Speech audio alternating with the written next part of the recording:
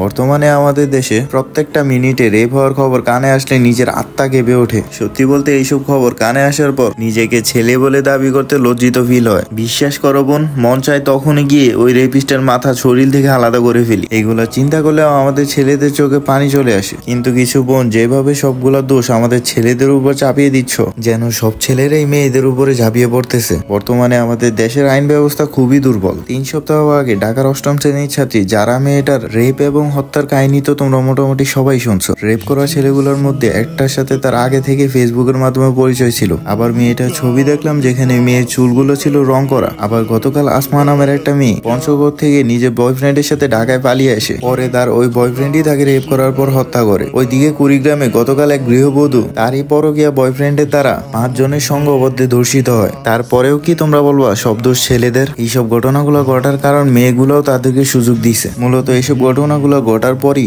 এতদিন ধরে ভয়ে থাকা আসল জানোয়ারগুলা জেগে উঠেছে, যেটা শাস্তি ভুগতে হয় হাফিজি মেয়েটাকে, বাসে থাকা মহিলাগুলোকে, আর স্টুডিওতে 9 বছরের সেই মাদ্রাসা ছাত্রীকে। বর্তমানে তোমাদের মধ্যেই কিছু বোন থাকে যারা আধুনিকতার এত উপরে চলে যায় তাদের পোশাক ঠিক থাকে না। সকাল দিন এত সময় থাকতে তাদের ছেলে বন্ধুদের সাথে আড্ডা দিতে হয় সেই রাতের বেলায়। ছেলেদের সাথে অতিরিক্ত মিশাকে তারা আপডেট মনে করে। তোমরা বোনেরা যেমন দাবি করবা প্রত্যেকটা মেয়ের ক্যারেক্টার এমন হয় না, আমরা ভাইয়ারাও সেভাবে দাবি করতে পারি প্রত্যেকটা ছেলের নজর খারাপ হয় না। আর হ্যাঁ, বর্তমানে রেপ হওয়া ঘটনাগুলো দেখে আমরা ছেলেরা লজ্জিত, কিন্তু বোন দোষ আমাদের একার নয়। কিছু মেয়ের ক্যারেক্টার এবং পোশাক আশাকও কিন্তু এর জন্য অনেক বড় দায়ী।